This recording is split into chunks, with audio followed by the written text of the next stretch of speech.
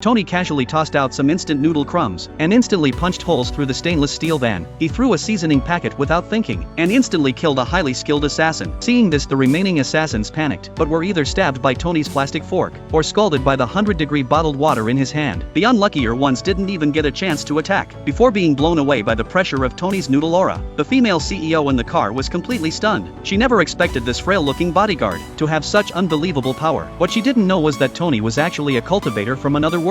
That day an alarm suddenly blared from the Air Defense Command Center. 3,000 nuclear warheads were incoming. All the top officials fell into chaos. No one had any solution, except for the mayor, who remained unusually calm. With a wave of her hand, she cast a spell to knock out everyone in the meeting room, then immediately called her son, who was lounging at home. Ever since arriving in this world, Tony had been lying flat every day. This time his mother ordered him to take action, so Tony turned his pillow into a giant sword on the spot, and teleported into the sky.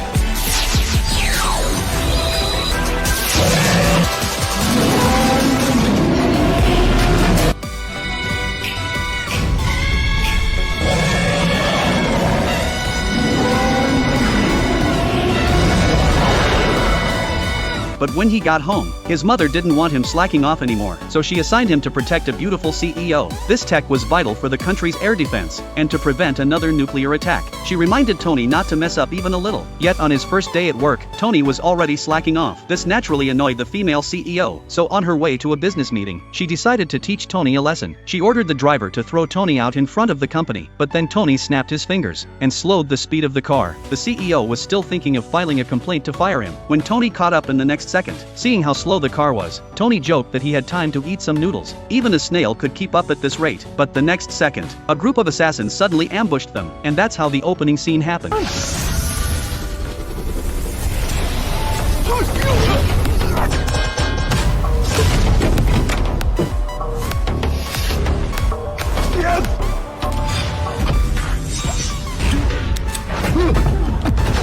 Seeing Tony's unbelievable power, the CEO couldn't help but be mesmerized. To deal with pressure from her family to get married, she asked Tony to come to her office and pretend to be her boyfriend for a while. She promised a generous reward afterwards. Seeing a beauty throwing herself at him, Tony agreed without hesitation. The next day the two of them visited her family. As soon as they entered the house, her father learned Tony was working under his daughter, and immediately showed displeasure. The mother-in-law suggested having dinner to ease the tension, but right after the meal, the father-in-law tried to kick Tony out. Just then, Tony suddenly sensed a group of powerful assassins outside the villa, planning to sneak in later that night to silence them all. So he told the mother-in-law that the CEO was in danger, and he had to stay with her tonight, or the whole family might be in danger. This instantly angered the father-in-law, thinking Tony was being rude, but Tony struck first, saying he already had a history with the CEO. This made the father-in-law furious, but to save face for his daughter, he reluctantly cleared out a storage room for Tony to stay. Tony knew these killers were no joke. If the family scattered, he might not be able to protect everyone, so he simply let the assassins capture them all in one place, then planned to wipe them out all at once. Late that night, just as the CEO fell asleep, she woke up to find the entire family tied up. Only then did they realize Tony had been telling the truth all along. Just as the assassins were about to strike, a sword suddenly fell from the sky.